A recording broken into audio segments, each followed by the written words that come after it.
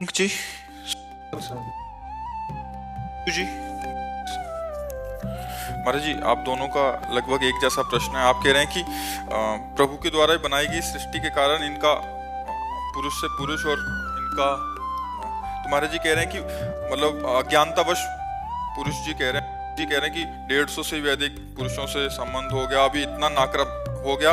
मैं भूतकाल की सारी वैसे किसका वैसे कोई छुपाने या शर्माने का विषय नहीं है। जैसे हम डॉक्टर के सामने अपनी हर कमी रखते हैं, ऐसे हम संत सदगुरुदेव के सामने अपनी बात रख सकते हैं। तो हमें ये लगता है कि तुम्हारे ऊपर भगवान की विशेष कृपा है। क्या अगर आप पुरुष संयोग ना करें तो स्त्री से आपकी आसक्ति नहीं है तो आप एक भगवत प्राप्त महापुरुष बन सकते हैं। क्योंकि त्रिभुवन में जब जब जहां जहां जिसने साधना की तो उसको स्त्री से मुंह की खानी पड़ी। शास्त्रों में बहुत वर्णन है। और तुम्हारा स्वाभाविक आकर्षण नहीं है। क्यों? तुम्हारा स्त्री की तरफ स्वाभाविक आकर्षण नहीं, बस रोक लेना है। अच्छा, थोड़ा विवेक से सोचो, आपने ऐसा किया भी, क्या मिला आपको? मतलब परिणाम बिल्कुल खुल के अपने ऐसे बात करते हैं जैसे दोस्त बात करते हैं। केवल डर मिला और चिंता मिली और कोई सुख तो मिला नहीं। तो मुझे लगता है यदि आप थोड़ा भगवान नाम जप करें और इसे कंट्रोल करें, आप बहुत उत्तम मनुष्य बन सकते हैं। क्योंकि जो व्यभिचार प्राण जीव है वो ना अपना कल्याण कर सकता है ना दूसरों का कल्याण कर सकता है। और ये जो काम भोग सृष्टि में रखा गया है, एक सृष्टि क्रम को बढ़ाने के लिए रखा गया है। सृष्टि क्रम को बढ़ाने के लिए रखा गया है। तो स्त्री और पुरुष का जो संयोग विधान शास्त्रीय है वो संतानोत्पत्ति के लिए है, ना कि केवल मनोरंजन के लिए। शास्त्र सम्मत, तभी उसका जीवन ब्रह्मचर्य परायण स्वस्थ और कभी साल 6 महीना में एक बार ऐसा, तो वो बहुत अच्छा जीवन। ये व्यभिचार प्रवृत्ति तो मतलब बहुत निकृष्ट आदत है और ये सबको नष्ट कर रही है। तो मुझे लगता है भाई, यदि आप थोड़ा विचारवान बन जाएं और अध्यात्म की शरण लेकर इसको शासन में लें तो आप बहुत अच्छे बन सकते हैं। क्योंकि धर्म पालन हेतु तो संभोग होगा नहीं, संतानोत्पत्ति योग संबंध होगा नहीं है, केवल भोग विलासिता मनोरंजन। तो हमें आप खुद अनुभव करके देखो, क्या आप ऐसा जीवन नष्ट करना चाहोगे? तो मुझे लगता है नियम और संयम में आना चाहिए। अगर आप अभी अनुभव कर लें तो कर लेने, कुछ दिन बाद हमारी बात याद कर लेना, हाथ कुछ नहीं लगेगा। अच्छा, दूसरी बात, थोड़ा विचार करो, कहाँ क्या है सुख भाई? हम ऑपरेशन करके आपको बता रहे दिमाग के, हमारे दिमाग का क्या है भाई? कौन सा सुख है? दुर्गंध और मल भरा हुआ है, वहीं से तुम्हारी रति है।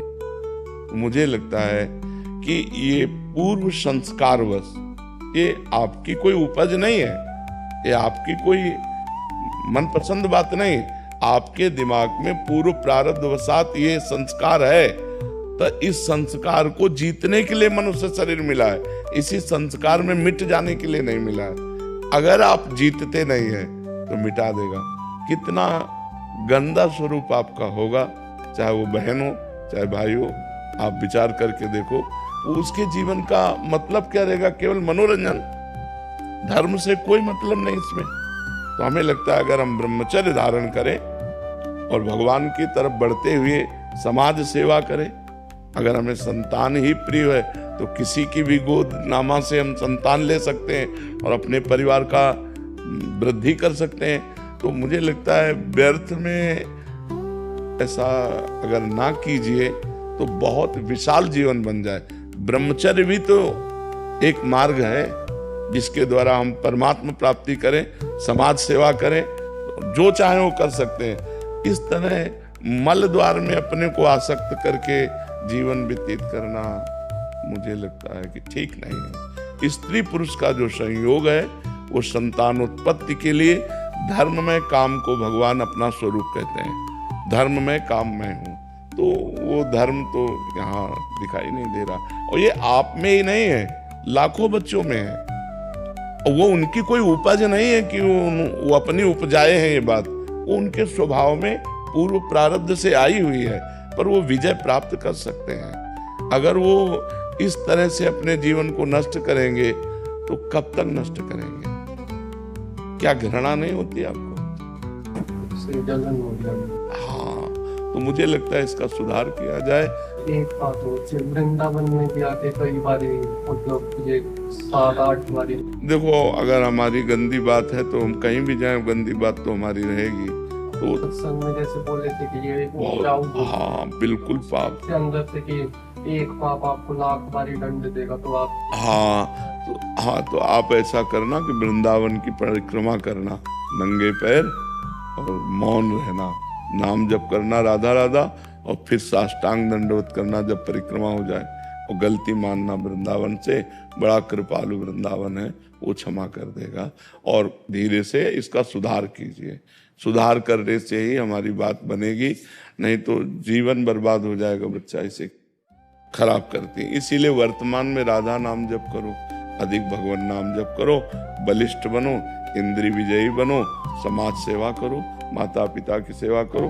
संतान की आवश्यकता हो तो बहुत से लोग ऐसे हैं जो अनाथालय में संतान दे देते हैं। बहुत सी ऐसी सुविधाएं हैं जिनके द्वारा हम अपनी वंश परंपरा चलाने के लिए दूसरों की संतान, या अपने रिश्ते नातेदारों में बहुत से संतानें होती हैं, हम किसी से गोदनामा लेकर अपनी संपत्ति का अधिकारी उसे बना सकते हैं।